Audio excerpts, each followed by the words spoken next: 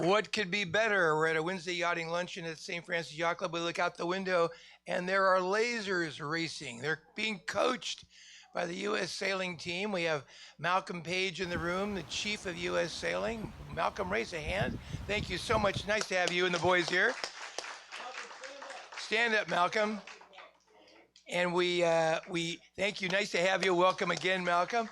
John Bertrand, silver medalist from the '84 Olympics, is out there helping coach. And we have an incredibly generous plate of goodies here today, including our Commodore, Paul Heineken. Come on up and welcome people. Paul.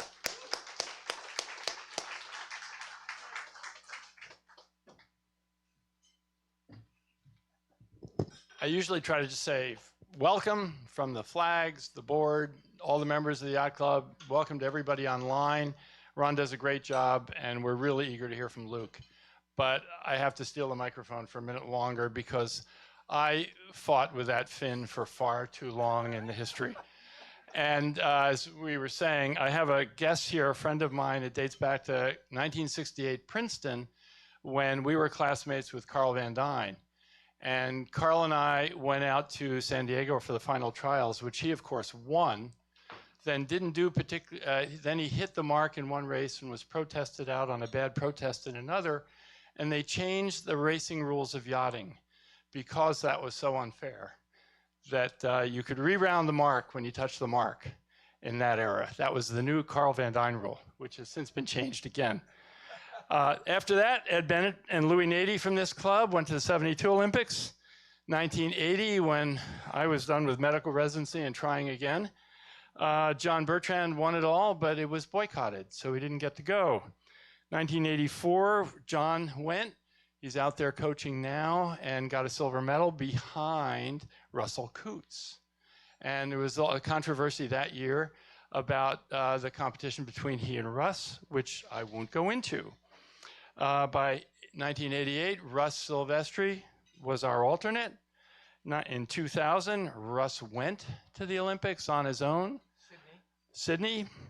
In 2008, Zach Riley went and got a silver medal.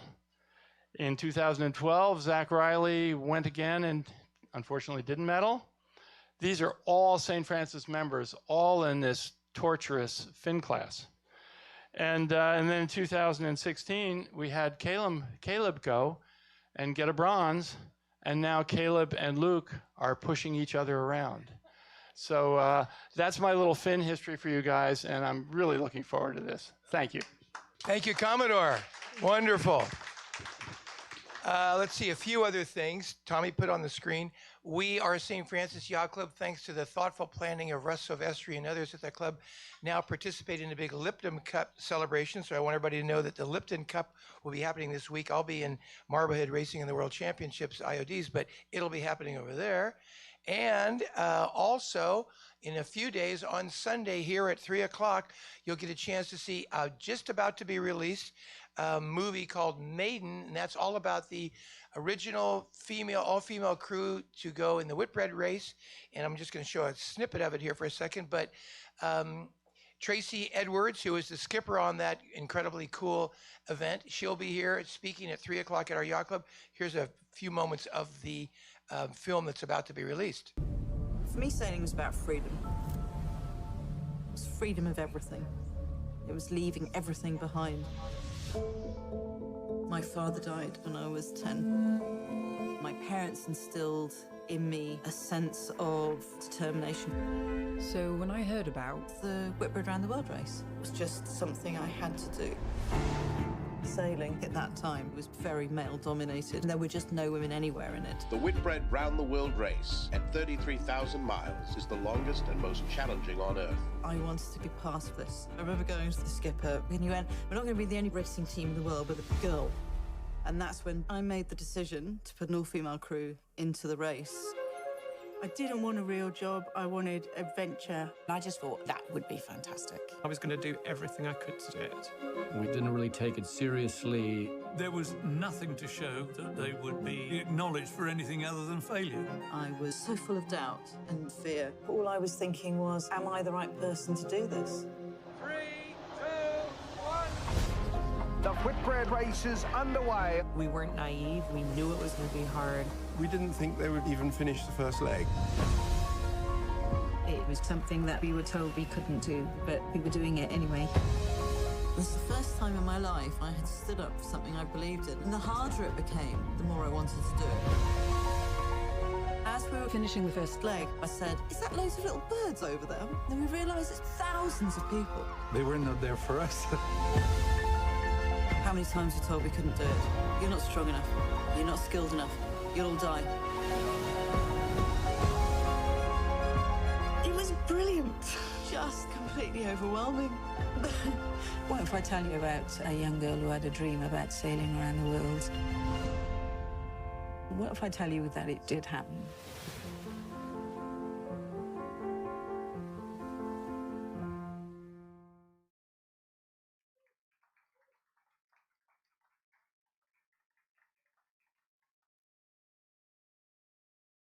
Well, so that movie will be premiered here this Sunday at 3 o'clock. How fun for our club to be selected for that.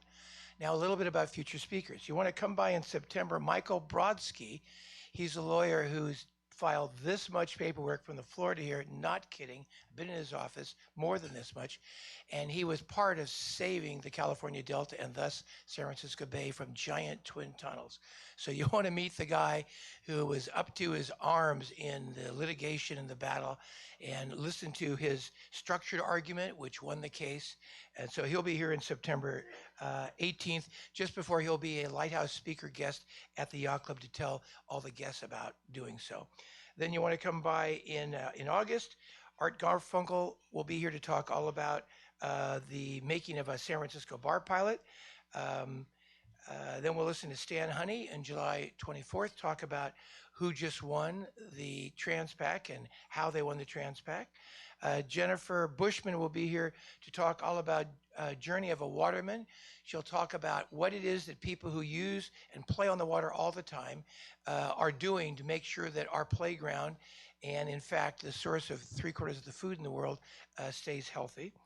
Matt Larson from the Smithsonian will be here to talk about bigger whales, bigger ships. Can they coexist on our oceans? Jeff Beaumont will be here to talk about seeing the greatest army through the eyes of the artist and his son. His father was the official artist of the Navy in World War II. Your watch captain will be here to give a talk. I'm going to give a slightly historic talk. It's called They Came for the Gold, They Stayed for the Yachting, the Birth of Racing on San Francisco Bay. I start in 1844. Who knows the population of San Francisco in 1844? 40 people. December of 48, 850 people. January of 1849, 5,000. December of 1849, 25,000. As gold nuggets rolled across the dance floors in San Francisco, gentlemen started buying and building faster and faster boats, and above all, betting on them. And that caused an incredible quest to organize yacht racing on San Francisco Bay. I'll talk about that.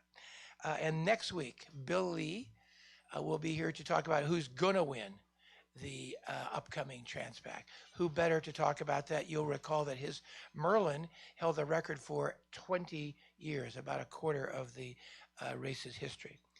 A little bit about our speaker today.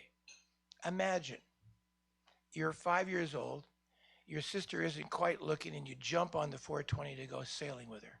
She's practicing, and you're a little bit of a nuisance. You love to sail. You can't stand getting off the boats. You have to stay on boats all the time. You blink, and you're 17 and the laser national champion. Not the junior champion, the laser national champion. You blink again, you're 19, and you're selected to be on the U.S. Olympic sailing team.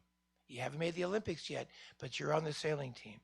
You're 21, and you're the training partner of a sailor from these parts and San Diego, and you are the training partner of the guy who wins the bronze medal. 5 people in the 12 persons at Rio Olympic team were members of this club, and you're the guy who trained with the guy who made the bronze. Now you're duking it out with him to see who can be the training partner of who in the next Olympics. At 21, you become the grinder at American Magic. What some would say, and I would have said a week ago when we all listened to him, Terry Hutchinson's team, we all believe, I believe, they are the odds-on favorite to win the next America's Cup. You're a grinder on that team. And at 23, last February in Miami, you blink your eyes again and you take third in the Finn Worlds. That is one string of accomplishments. You are Luke Muller. Welcome, Luke.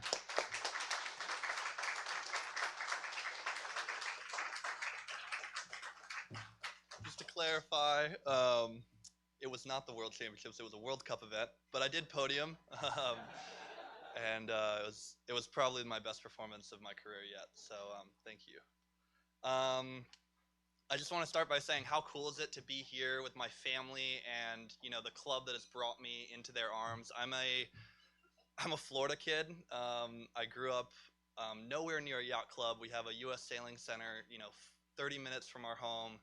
And I came out here about 5 years ago and just was embraced by the community.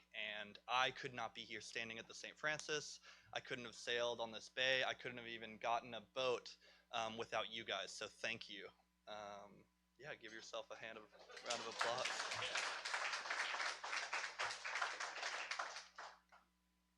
I'm going to play a quick little video for you guys. Is it like it's a bit scary? But Jake is doing a great job charging down there. Luke Muller, he is flying downwind, absolutely flying downwind. Keep your eye on him, the USA flag boat. So they're the two boats we're talking about there, Jake Lilly and Luke. They're probably charging harder than anyone downwind. And it looks like they've passed close by. It's a little bit cat and mouse game. Looks like slightly more pressure also on that right side. I think also a little bit higher waves, which is an advantage on the downwind. Yeah. That's really what they're looking for. I mean, pumping is one thing, but it's all about pumping at the right time and using, you know, the mainsail and the power in the mainsail to take that surf. That's a little glimpse of what I Pictures do. meant My heart rate there is at about 185 beats per minute. We do that for about 12 minutes, then we turn around and we go upwind. Heart rate's about 155 and do that twice. His clothes danced with you. You were free inside your clothes. That was last year in Aarhus, Denmark at the Combined World Championships. And that there was a string of one of two races that I won back-to-back at a World Championships. It was the first time I ever won a race at a World Championships. And it was a really big defining moment in my career, and we'll get back to that. So in the last year, you know, Ron gave the good and the bad, or he gave only the good. You know, my highlights, and in 23 years, he said like 5 things. So I got to give you, in the last year, I've sailed. I'll give you the good and the bad. In the last year, I've sailed in 8 different countries. I've won back-to-back races at a World Championship. I've stood atop a World Cup podium, signed an America's Cup contract, and I've had some of the best memories of my life in this year alone. But I've also lived in a van in driveways and dark alleyways. I've lived months in the red. Thank you, credit card companies. I put my Stanford degree on hold a time or two to focus on sailing. And I've also battled with injuries, one that I'm actually battling through right now and not on the water. But I can tell you that every single moment, even when I was so sad, you know, upset in the moment, I could look and say, I am living my dream, and I'm so, so grateful for this. And it started in Fort Pierce, Florida. And my family can tell you that we spent every waking moment in the water. As you can see on this slide, that's our completely debaucherous garage full of boards. Of every kind. There are wakeboards, skimboards, surfboards, windsurfers. And when there were no waves, we made waves with tarps and skateboards. And when there was wind, we went windsurfing and sailing. And when there were waves, we went surfing. And sometimes we paddleboarded and made surfboards. And that was really, you know, there's salt in all of our blood. My siblings are here today, and they can all attest to that. And, you know, Ron had mentioned that I was in the 420 with my sister, and I was quite young then. And we actually got pushed pretty hard to get Opties and didn't like it at first. We kind of took some time off, but we came back and we started slow at summer camp. And there are photos of my brother Nicolas and I just, you know, not knowing what we're doing. We're flipped over, but smiles on our faces. That went on to us being invited to sail down in Miami at a yacht club, and we would drive 3 hours every weekend to train with the best youth kids, you know, just how I'm sure kids in this bay come here to be able to sail. But the real moment where I knew that I really wanted to do it was my first international event. And that was in Belgium at the Belgian Nationals, which is not a premier event, but I was really happy and lucky to get to go internationally. And everyone will tell you, oh, it was representing the flag, and which I am very passionate about, representing the US, but there's this one specific moment that I can tell you that I got completely hooked with sailing. And in Belgium, the tides are ridiculous. There's 5 to 6 knots of current. It's super cold. We're all wearing wetsuits. We're tiny little, you know, 3-foot sailors. And a storm blew in. And, you know, we've all been out there, and a squall came in, and it was 25 to 30 knots, freezing cold, and a quarter of the fleet finished. And I remember just thinking, I just have to get around the marks. I just have to get around the marks. And I finished, and I, you know, finished like top 10 or top 15. And I was really surprised because every other race, when everyone was involved, I was a little bit worse. But everyone kept saying, Luke, you're such a beast. How did you finish? Because I was, you know, this little scrawny kid. I was the youngest there. And I was just like, wow, I can really do something. This is cool. And, you know, I went on to go to a bunch of other international events in the Opti, and I was really focused on getting better and better and trying to be, you know, the best that I could be this beast, you know, this person that can push themselves to be great. And so that's where it all started. When I was about 15, I was 6 foot and thin as a needle. And thankfully, there's a boat for us, people like that. And so I hopped in a laser. And there wasn't any laser sailing in our town of Fort Pierce. So my brother Philip was involved as a sailing director there in Fort Lauderdale, Florida at the Lauderdale Yacht Club. And it was a perfect opportunity for me to get into an Olympic class boat and pursue that dream. So the idea was there. I had the right body fit. I had the boat. But I had to get down there, and I had to ask my dad if I could do it. And I'll always remember that, you know, my parents had separated, and my dad was living in this small little duplex, and my brother and I would spend Thursday through Sunday with him and sailing on the weekends or going surfing, and during the week with my mom. And one weekend, the fall season was coming around, and lasers were going to start sailing in Fort Lauderdale. And I was like, Dad, I had the pamphlet. I was like, Dad, can I do this? Can I do this? And we were sitting at dinner, and he just looked at me and he said, I'm sorry, Luke, I can't afford it. It's too expensive. And I remember going to sleep and just bawling. I couldn't hold it in. All I wanted to do was sail lasers, and I couldn't do it. And so that next week or two was pretty hard. You know, I still had my windsurfer that I could go out on, but I really thought that I wasn't going to be able to sail. Until a few weeks later, my dad said, look, I figured it out. You know, I had to pull some strings. It might be difficult, but I'm going to make it happen. You're going to join them next weekend. I just had this surge of energy, and I went down there, and we found a boat that I could use, and I started sailing. And it was wild. Fort Lauderdale is a lot different than my small town of Fort Pierce, and a lot of the kids sailing boats and sailing lasers I sailed with had these big houses and big boats, and they were tooling around, and I had this beautiful yellow and rainbow sinker.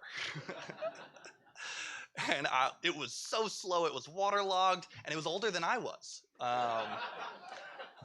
And so I remember every practice just being like, this darn boat, and then I'd remember that that I was so lucky to even be out there. There are a few times that were really funny.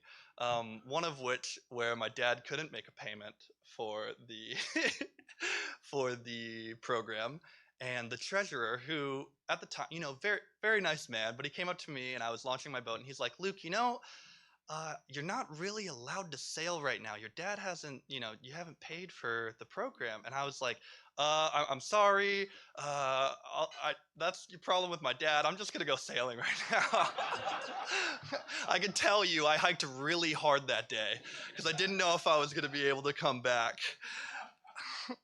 But, I was surrounded by these great people, and they worked extremely hard, and the culture was amazing. I was around sailors like Erica Reinecke, some other people that have gone on to the Coast Guard, like Avery Fanning, a friend of mine, Nick Valente. Some of these names that when I was sailing lasers we'd go to any club wherever the Nationals or North Americans were, and we'd be 1 through 8 or 1 through 5.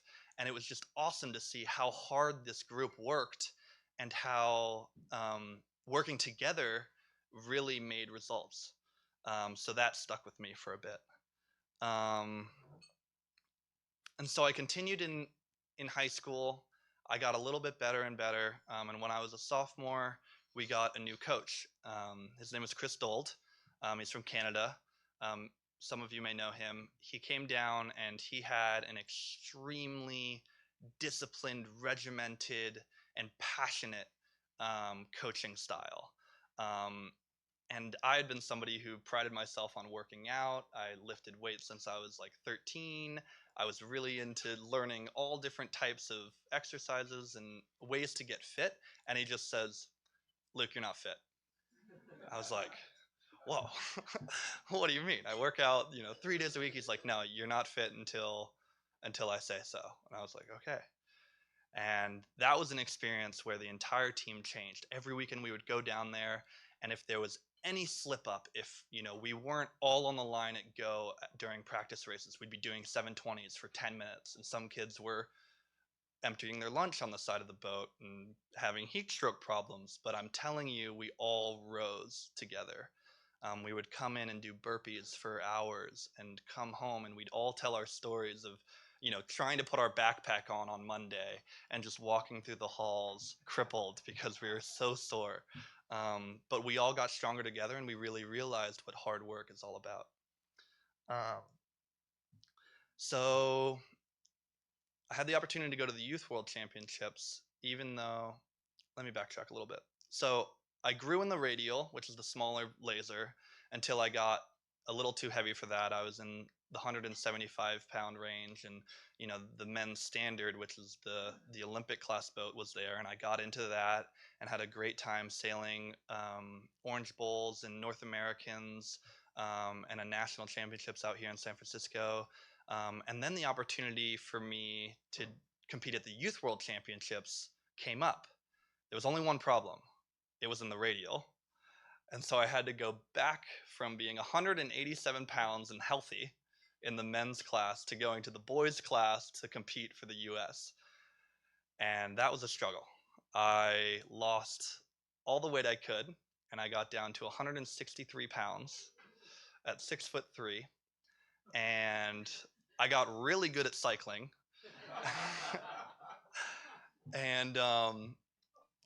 And I just realized that there were constraints to my body, and I didn't perform as well as I wanted to at that regatta. I got about 15th, and I knew that I could have done a lot better at that World Championship. I flew right here to the Nationals in San Francisco. I went to the In-N-Out in Marin, and at the end of the week, I was 183 pounds. So my body was telling me something. And I sailed that last year of laser sailing, and the next summer came around, and it was the Santander Worlds, which was the qualifier for the Olympics. Everyone was there. Santander is a city in northern Spain, and it was the combined World Championships, where usually classes in the Olympics have their individual World Championships, but every 4 years they all come together, and it's this great festival of sailing excellence. And my body was telling me something again. I was not lifting weights. I was running all the time. I was eating very little, and I was 188 pounds every morning on the dot. And the ideal weight for a laser standard is about 180 or 178 to 185. And you want to be lifting weights so that you can be healthy and, just you can perform on the water. And so I actually had this big crisis because yet again, like me sitting down with my father, I was like, I won't be able to sail. And there's this big, great boat called the Finn, but I could never afford that. I was barely scraping by to sail the lasers and going to these international events once or twice a year, being very thankful for the foundations and sailing foundations that got me there and the people that helped me. But I just couldn't change my body. So I had this great, angst. I was 18. I was about to go to college. A lot of change was happening in my life, and I was very nervous. And my coach noticed this, and he was saying, Luke, what is going on? Like, where is your head? You are not here. And after about 3 or 4 days of that, he was like, we need to call a meeting. And so that afternoon, we went to a small beach restaurant. And, there were probably the crowd that's here now, but we were outside. It was a lovely evening. But I felt trapped. And he kept asking me, what's wrong? What are we going to do? I said, well, I can't sail lasers anymore. It seems like this is difficult for me. He says, well, I think you need to move on. Can we sail the Finn? I was like, not really sure. He's like, well, what are your goals? What are your dreams? What do you really, really want? Why are you even in Santander now? Why are we at the World Championships? And I was like, well, and it's hard to admit these things to yourself because they're very, very big and they're scary. But I took a deep breath and I said, I really want to compete in the Olympic Games. I want to win the America's Cup. I want to race around the world. He said, okay. Are you sure you want to do that? And I was like, yes, that is what I want. It's what I've dreamed of as a kid. He goes, okay. I'm sorry, I haven't been changing my slides. He says, okay, well, we can make that happen. You're 187 pounds. I bet you if you lifted weights, you'd be ideal for the Finn. You can be 210 to 220. You can make that happen, right? I was like, yeah, that's possible. Maybe. But what about the bigger boat stuff? You're going to be that weight. Can you sail on those things? What kind of athletes are that weight? It's like, well, grinders. It's like, you could be a grinder. And I felt this rush of energy. I was like, whoa, maybe I could be a grinder. I'm 18. And he's like, what about the going around the world thing? Could you be a navigator? Could you be a strategist? I was like, maybe. I'm going to Stanford. I could maybe be a strategist, It's like, you could be a grinder strategist. And it just clicked. And I felt shivers in my body, and I just started weeping. Because the first time in my entire life I admitted to myself that this might actually be possible.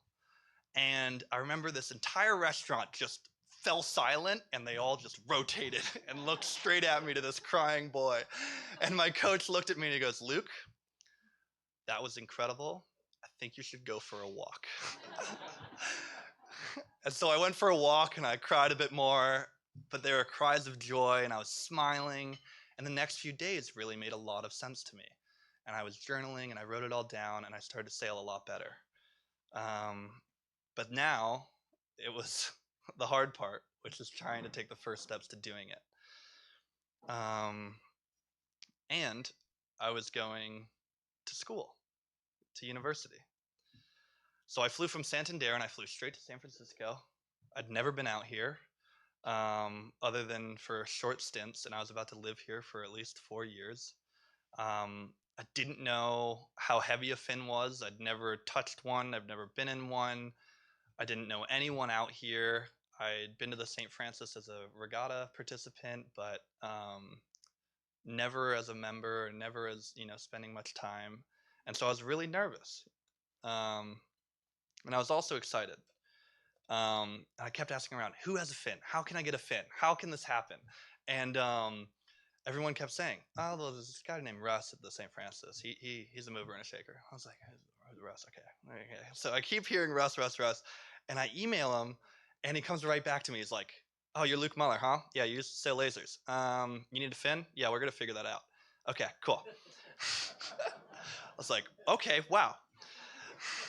And on random weeknights at like 10:30 at night, he'd be emailing me back and forth. Okay, there's this guy. You got to call him right now. You got to email this guy in the morning. You got to text this guy. You're driving to Alameda the next day.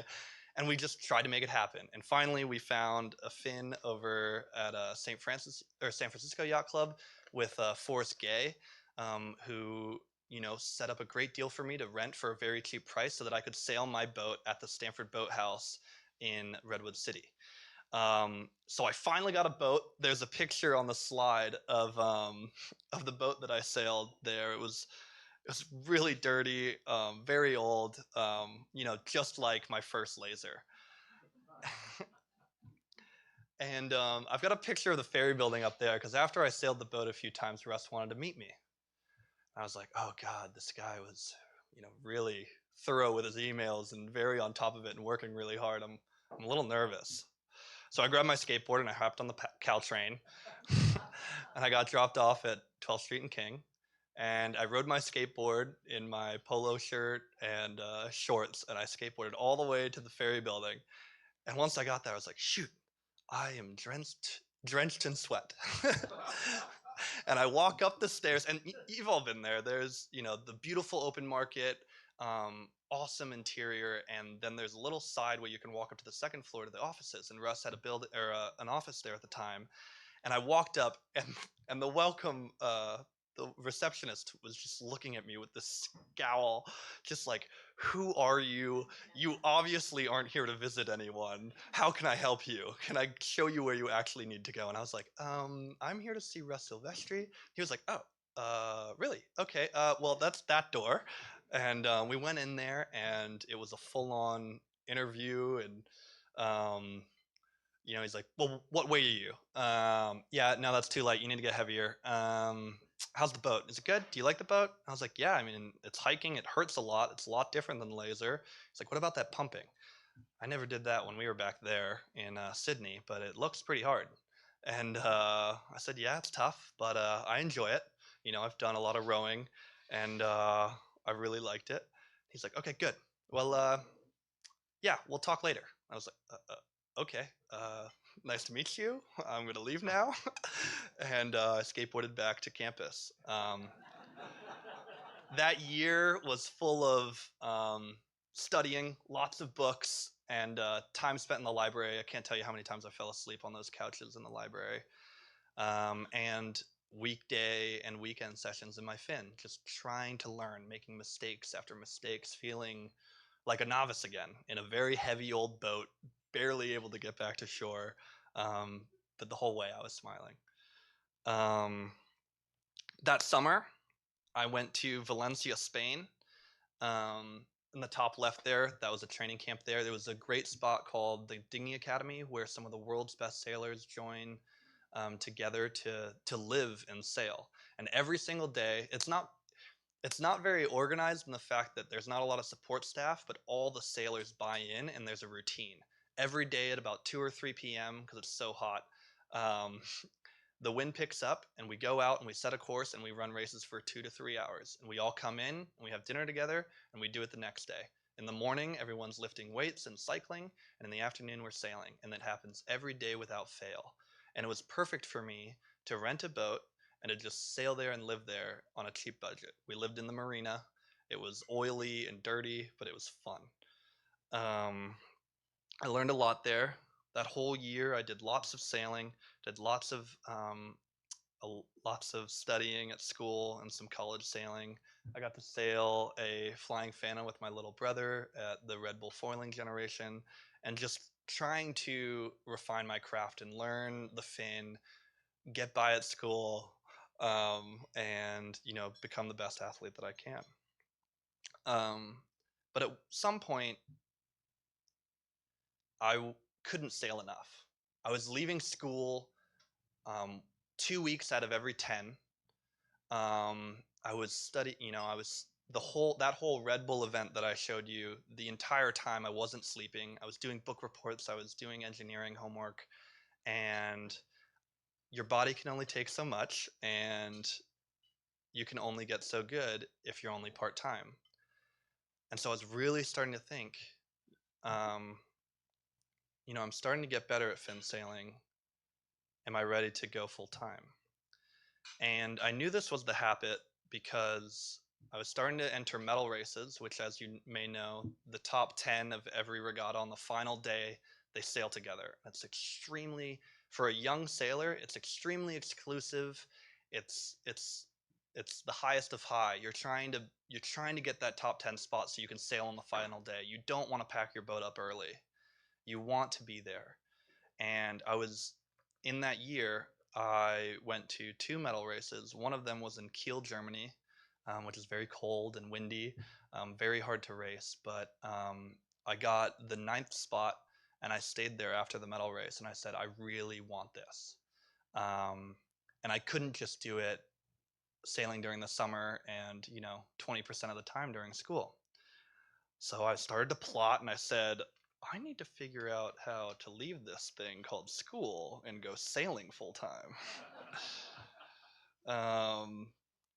And so I had to figure out a way to do it. And I worked it out first with the whole Stanford staff. I figured out from my advisors, could I leave? Would I be banned forever in all eternity? Don't come back. Found out I could come back. Within a year or two, you can come back without question. I was like, perfect, thank you, okay. And then, you know, would my housing still be there? Would my financial aid still be there? And everything was good. Next round, got to talk to the coaches. So I sat down with Malcolm and Luther Carpenter and in Aarhus, Denmark, and I said, hey guys, I think I want to do this full time. I think I can do it. I'm allowed to. I'm going to figure out how to get the funding, and I want to know if you guys are going to support that. And they said, well, we're not allowed to tell you to leave school, but we're not going to say no, with massive thumbs up and smiles. And so I knew that they were happy about it, and I had to call my parents. And so I called my mom, who's here today. And I was like, hey mom, I'm thinking of putting school on hold and taking a leave of absence. I will be back, I will finish, but you know, I've hit a plateau. I really want to see how good I can become in the fin, and I have to realize this goal of trying to go to the Olympics. And for the first time in my life, she said no. She said, no, honey, you're so close. You only have a year and a half. Just get it done. I said, Mom, I only have a year and a half after that to the Olympics, and I can't become the best sailor I can in Tokyo if I stay. It's like, okay, you know, I won't hold you back from anything, but I don't love the idea. You have to promise me and your grandma that you're gonna finish. And I said, I promise. She's like, are you sure? Can you FaceTime me? I don't believe you right now. I was in Hungary at the time. So we FaceTime, and I look her in the eyes and I say, Mom, I will finish school. She said, okay, good night, honey, I love you. And I called my dad, and he goes, hey Luke, I'm on the toilet at the office. Could you, what do you need? Is this okay? And I said, yeah, it's fine with me. I have to go to sleep soon. So I want to leave school and go full time. He goes, okay, don't get hurt. Which is pretty ironic because I hurt myself about 3 weeks ago, but I'll be back soon. And he had battled with a lot of injuries himself. He windsurfed a lot. He windsurfed on waves, wave sailing as well as racing. He's got, you know, some neck and back injuries, and knows that how tender the body is when we push it to its limits. And so I just said, yes, Luke, yes, Dad, that's good, and I'm glad I have your blessing. And so I hung up, and I went to sleep very happy that night. That fall, I went to school that fall with the plan of talking to my contacts and trying to get sponsorship money to go full time and actually to afford it. I met with some amazing passionate individuals who have aligned myself with my goals, and we really made it happen. And they're all members of the St. Francis St. Francis Yacht Club, and I talked to a lot of the board members at the St. Francis Sailing Foundation, and with big smiles and all the support, we made it happen.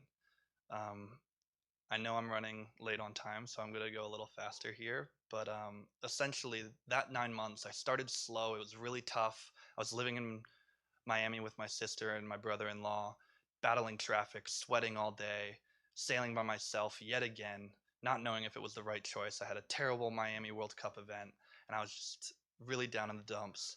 And I bought a van. I was like, there's good sailing in San Francisco. Caleb lives out there. Might as well get a van. Bought a van with actually the guy who donated the van to me was actually in my my member class at St. Francis. We met just becoming members, which was an amazing experience. And we've since become very close friends. So I drove across country, sailed a bunch, and that summer started to get results. And that's when I got those 2 back-to-back wins at the World Championships in Aarhus. And I thought, wow, okay, I just won some of the hardest racing in my discipline. This is what's possible if I commit fully to it. So I got hooked again and didn't really look back. I want to tell you about my next success, which was in Miami at the World Cup event. Most of the greatest competition was there, and I was really lucky to have been, I got bronze, which was the first World Cup podium of my career. I was surrounded by all my support staff, and it really just came together. Right after that, I flew from the sunny shores of Miami straight to Newport, Rhode Island, which was covered in snow. This is the first time I've ever seen snow on a beach, which was really weird for me growing up in Florida and sailing here on the bay. But we had to do it. And I was a grinder, so when you show up as the youngest sailor on an America's Cup team, you're asked to do all the odd jobs. So we'd wake up 6 in the morning, go work out, and lifting weights, and then I'd leave there and I'd drive to the build shed where they were building the AC-75 that I will tell you looks like an absolute spaceship. And I put on a big Tyvek non-breathable suit and this big gas mask and my headlamp, and they said, "Greenhorn, go there." And I said, okay. Here's your sandpaper. It was this little tiny cube, and I just look at it and I was like, okay. And they're like, go sit there and make it look like this. I was like, you want me to touch the boat? And so I sat there and I just looked at the guy next to me and I was like, okay, it's got to look like that. And so I just looked over at him, looked down, looked over at him, and I'd do that in a half pretzel for 2 hours. We'd have a 30-minute lunch break and we'd go back for another hour. And then I'd get up, drive the car, and go grind for an hour and a half. And about 2 weeks later, my trainer goes, "Luke, what is up with your hips right now?" I said, "Yeah, I know. They're really, really sore." He's like, "Well, what are you doing at the build shed?" I said, "Well, my left foot's over my head. My right arm is in between the legs, and I'm sanding and sitting there for 2 hours." He's like, "Yeah, that seems like it would be an issue." So it was very difficult, but so rewarding. Really cool to see the boat and how it's developed. It's amazing to be with some of the best sailors in the world, some of the fittest athletes in our sport, and going day in and day out and being a part of that. I went straight back to sailing the Finn after a month of being in Rhode Island, and I just came off of a 2 regatta, 2.5 month season in Europe. The regattas didn't go as I'd like to, but the whole idea of sailing is always analyzing our craft and refining it. And I'm really looking forward to putting my head down and getting ready for the Olympic trials, which start in August and go until April of next year. And I really want to just say thank you to the St. Francis Yacht Club and St. Francis Sailing Foundation, who have been with me every quarter and every year since I've come out here. And I just feel so welcomed by the community. And I can say that I wouldn't have a fin. I wouldn't be able to even go to these places if it wasn't for this community. And I just deeply, deeply am thankful. So, yeah.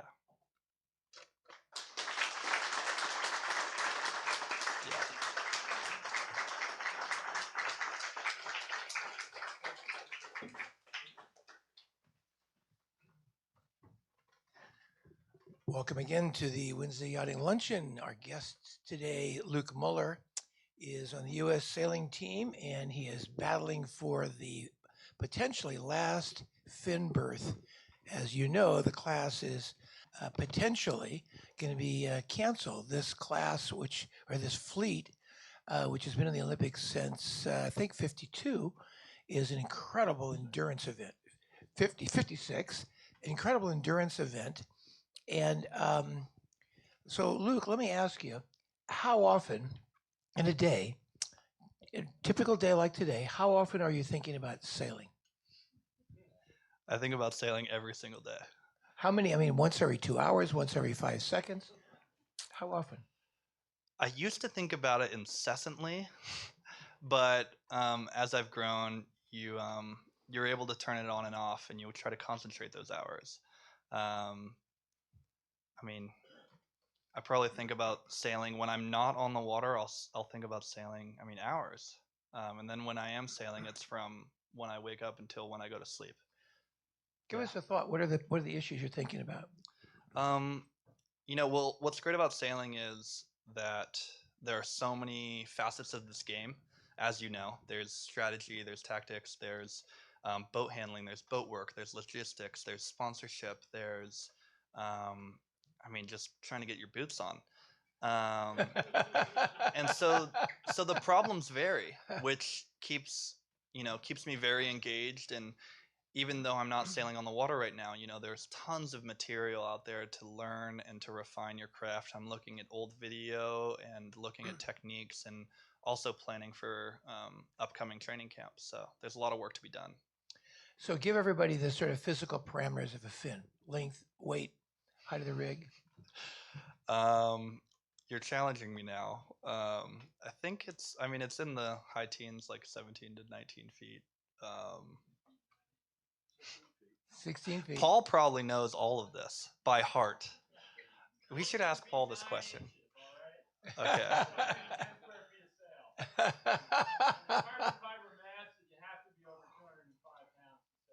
I know what it looks like, I know how it feels, and I know how to make it go fast. I know the things I need to know. So, up the breeze, you're hiking. Yes. First, what do you weigh these days? I weigh about 215 pounds. What do you think is optimal for the fin? From 213 to 220, so right in the range. Mm-hmm. What condition do you like best?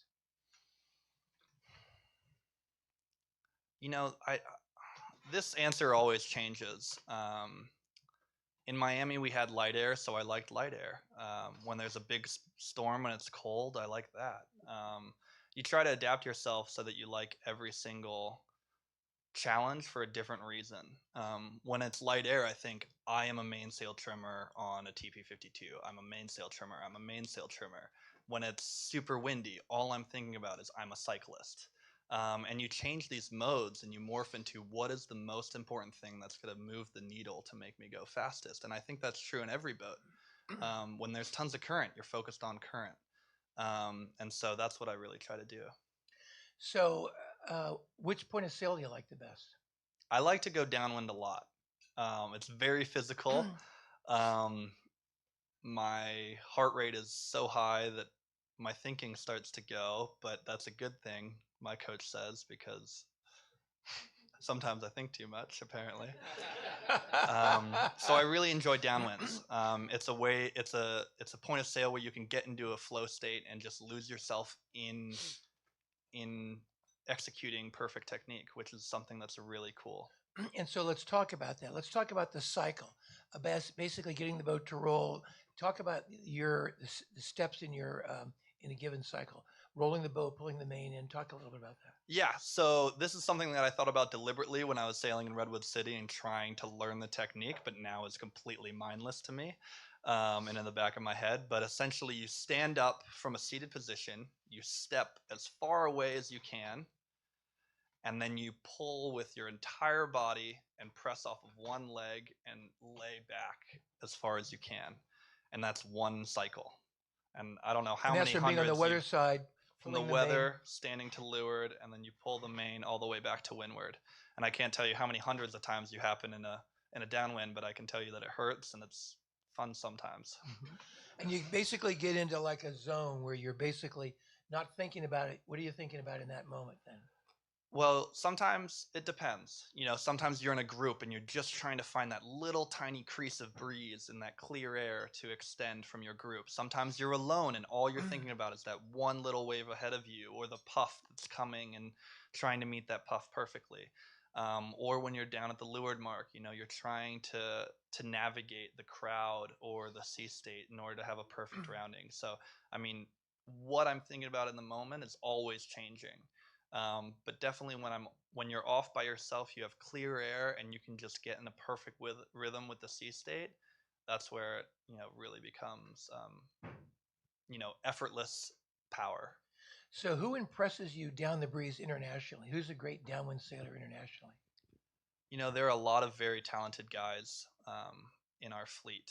There are some names: the Kiwis, Andy Maloney and Josh Jr., the Dutch guys, Nick Heiner and PJ Postma, and hopefully I can also put Caleb and I's name in that hat at times, and everyone has their time where they just are on fire, and you're like, wow, that guy was really quick. So our job is to make sure that we're a little bit faster more times than not. So when you're in training mode, how long on the water are you going to spend with Caleb? And give us a day in the life in training mode. I'll ask about racing in a moment. Yeah, on the water in training, we're spending 2 to 3 hours in the water, and that's only a portion of the day. We wake up, we have our meetings. What time do you get up? What time do you meet? When we're sailing at a Richmond point where Caleb lives here, we're waking up around 7:15. We have our breakfast. I have 3 breakfasts. Actually. What do you have for breakfast? I usually start with 6 eggs and some veggies, some spinach, and then I'll usually do a bowl of oatmeal, a whole cup of oatmeal with some fruit, and then I'll do a smoothie, which has, basically that again. I put oats, strawberries, spinach, and some almond milk in there, and I'll take that to the boat with me. It's really hard because we're burning so many calories. It's really hard to keep weight on, and so we're always consuming it every moment that we can. How many calories a day? I burn about 6,300 to 8,500 calories a day when I'm training. Is that what's Caleb like? Is he similar? I don't know his metrics. I think that's too personal. I just shared it to a crowd, so I don't know what that says about me. How much does your weight vary these days? When I'm full training, it really doesn't vary too much. We'll go from, if I show up at a camp and I'm 212, I may be 218 at the end of the month, but when we're sailing, our bodies are fully adapted to perform and be at the right weight during sailing. So what time do you get to the water in these practice days? It varies. Sometimes it's 9:30, sometimes it's 3 p.m. It depends. If we're in an international training camp, it's when's the best breeze? Is everyone happy to go later in the afternoon and do cycling in the morning? Or so it varies for sure. Mm-hmm. Who's great at tacking? And talk about tacking maneuver. Tacking. Rolling the boat into the tack, etc. Yeah, First of all, tell everybody your what it's like to tack a fin and get the most speed out of it through the tack. Tacking a fin is interesting because the boom is straight on the deck, and getting under the boom. So there's literally no space between the boom and the deck of the boat. So when you're turning up, if you don't release the main sheet, you get completely thrown off the boat and it flips immediately. This is something I learned very intimately down here in the South Bay of San Francisco. But essentially, now that I know, you slowly turn up and you're uncleating the main, holding it tight. You ease it so that the boom just barely hops up, and as it's popping up, it crosses the boat. You cross the boat with it. The boat rolls all the way over to leeward now, and then you hop up, and it's really cool in light air. When you land on that windward side, you can look straight at the telltales, and you can trim perfectly for the exit, which is something it's fun to do in light air because you're getting all the power possible out of the sail. Mm-hmm. You usually just shoot forward. So how many masts do you have? That is confidential information. I'll tell you, I have more than one. How do you like your current boat? Well, I'm actually in between boats. Okay. I just sold my first new fin. I had that as a training partner in Rio in 2016. It was built in 2015. They last quite a while, actually, which is great. And I just bought a new boat and worked on it for the first time in Richmond this past week, and we'll be sending that to Tokyo for the test event and the World Cup in Enoshima the following week. And I have another boat which I sailed in Miami, amazingly called Thunder Chicken, and it's a very fast boat. It's a stiff boat, and I really enjoy sailing that thing. So I'll be keeping that one around too. So in a race, you can say it's a good race or a bad race based on your results. How do you define a good practice? I would even contend that a good or bad race, sometimes isn't about results. But in practice, you're always going out with a goal in mind. And if you achieve that goal, or if the conditions don't allow for that goal to be worked on, you actually are very flexible and adapt to a more effective goal that day that's on your list. If you can take any step forward, that's a good day. And that's what you work for. So your mother's in line at the store. The lady next to her says, my son is a salesman at IBM. He does yada, yada. What does your son do? What does your mom say? Well, he lives in a van and he does this sailing thing. I don't know. That's a good question. I'm sure she talks about Stanford and maybe the America's Cup team. She probably just says, oh, he races sailboats. What does your dad say? Yeah, he's probably talking about the America's Cup and, trying to go to the Olympics and just saying how I'm all over the place and really hard to contact. So you have a history major. You're 6 units away from graduating, and then an aeronautical engineering minor. What do you like about history? Why'd you pick it? I didn't go to school thinking I was going to be a history major. I thought I was going to be an engineer full time, but I showed up at Stanford, and what's great, we have a whole week where we can sit in lectures with some of the greatest professors on campus. And I just was so enthralled more than any other time that I was sitting down in a group of people by the stories and the presentation and the excellence of just how to organize information in order to create a compelling and most true story. And the faculty in the history department was second to none. And I thought that I'm going to be spending a lot of time in classrooms. I might as well enjoy it. The course load also allowed me to explore because I wasn't 100% dead set on becoming an engineer. I was 100% dead set on becoming an Olympic sailor. And so it gave me the flexibility I wanted. It was in line with my priorities professionally, and it gave me room to pursue a technical minor, which is what I ended up doing. Now, you have the advantage of having an incredibly great chief of U.S. Olympic sailing in Malcolm Page, 2-time gold medalist, many-time world champion. Talk to us about what U.S. sailing does for you. Yeah, well, U.S. sailing completely supports its athletes with you know, all the way from, you know, getting us housing in certain locations that are very, very difficult, shipping our equipment all over the world, which is way more complicated than it sounds. You know, all the way down to providing a physical therapist to be able to, you know, help us with injuries or minor, you know, when our bodies are starting to fail on day 5 of a 20-knot regatta, you know, to get us back on the water. So, you know, they keep the wheels in motion. What makes you sad? What makes me sad?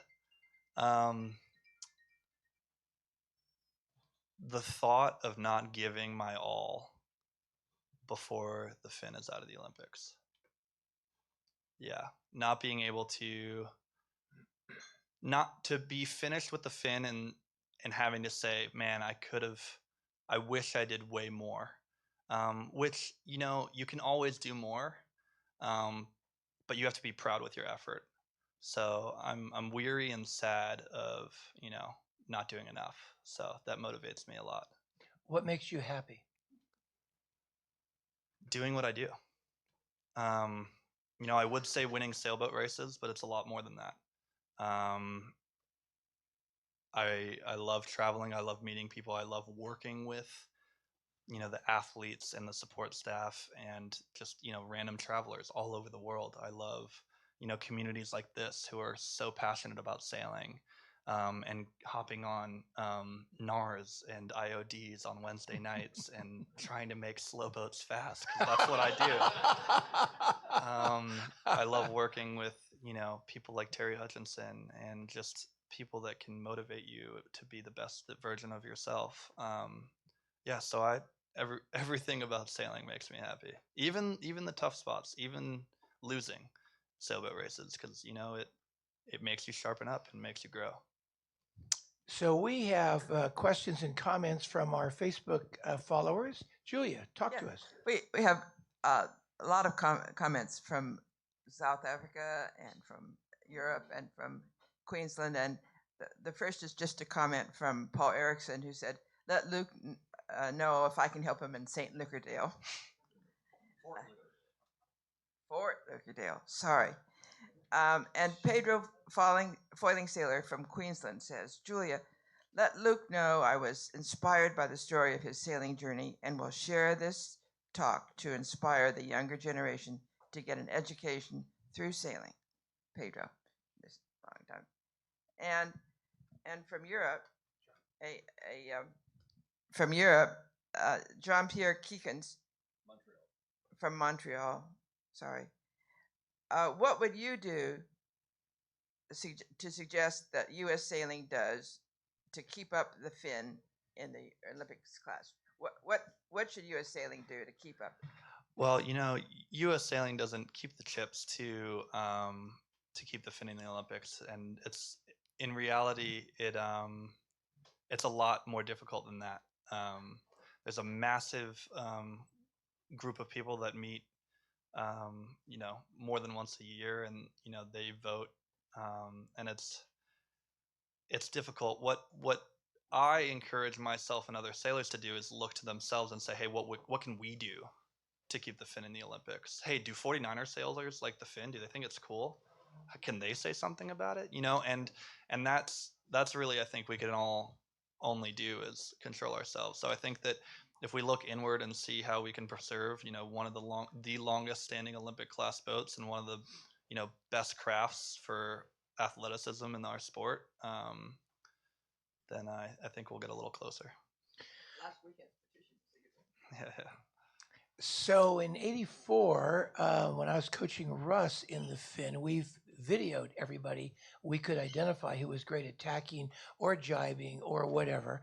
And we would then study those videos, and we discovered amazing thing that we found a guy who passed people in a reach. And Russ we learned he would bounce on the back of the boat, get the boat out of the water. It was like amazing. So when's the last time you discovered something while sailing your fin? Give me a discovery. Yeah, only this last trip in Athens, Greece. It was just on the cusp of being free pumping, which is the motion you saw on the screen at the beginning of the talk, where we're pumping and pumping. And sometimes when they put the pumping flag up at 10 knots, the wind will die and we have to continue pumping, which is a total nightmare. And I don't wish that on anyone's soul, but it's fun for us. And in about 8 knots in short chop, there's this one guy from Greece, Yannis Matakis, and he is so fast in this one condition. And I had the opportunity to be right behind him at a practice race, top mark. And I was like, gold, perfect. And I just lit up inside. I was like, here we go. I'm going to match his every move. And we sailed lower and same speed, but lower than everyone around us. And I matched his technique, and it was a massive light bulb. And so I went home and I wrote notes for hours, and I visualized and visualized and visualized, and I practiced it a few days after. And I mean, it makes me really happy when something like that happens. You know, it's not 100% that is the go-to technique in those conditions, but to be able to take someone's forte and make it your own and put it in your bag of tricks and internalize it. And internalize it. That's what, you know, my craft is all about. So that was really fun. Discovery, understanding, internalizing it, next thing. And then executing. Right. Yeah. Question, Russ. Okay. Well, after your mom, I'm probably your biggest fan. But I enjoyed your successes. Last year at Aarhus, I was in the New York Yacht Club, and I saw your results. I was like off the charts happy. And I brought a few friends along, not here today, but people have been supporting you. And how do you go from being the best in the world at Aarhus to kind of being in the Silver Fleet this last year? Yeah. You know, as your guy, I mean, I want you to win, and I'm really happy you're going to Japan, but the volatility in results has just been, you know, and it's a hard question to ask here in front of people, but I think, you know, you need to answer that question, and you got to be top of the heap. So why is that volatility there, and what are you doing about to change that? Leave it to Russ for the hard questions. Russ is one of my first supporters in the Fin, and it's just this that has pushed me so hard and made me better. So I thank you for your brutal honesty and hard questioning. It's true, and I was going to mention it in my discussion earlier, but we were running short on time, is that I went from winning 2 races in Aarhus to getting a podium in Miami, and then the next following event, I was Silver Fleet. Which is a terrible dishonor in my craft, in Palma in Spain. And, you know, those are the questions that I ask myself all the time, is how can I be more consistent? And it's difficult, but it is the little tiny things that create huge volatility. I think that we were dishonest about ourselves about the required technique in Palma. Caleb also, although he wasn't in Silver Fleet, he wasn't anywhere near the top. And I think our mindset was improper for that race course. And it was a race course that was way more consistent, demanding, you know, good lanes and patience in good lanes and speed. And we were kind of looking for shortcuts where they weren't. And so, you know, it does get down to the nitty gritty details. And just, you know, I work to avoid that situation again, and to have more consistent results. So yeah, we talk about those things all the time. So now you have support from lots of sorts, including from the St. Francis Sailing Foundation, and here present from their board is Carolyn Patrick, who's also on the St. Franny board. Carolyn, thanks for your help for our sailor. Yes, thank you. And tell us, how can fans keep abreast of your activities? And tell us that. Yeah, I do have a website that is not as active as it should be.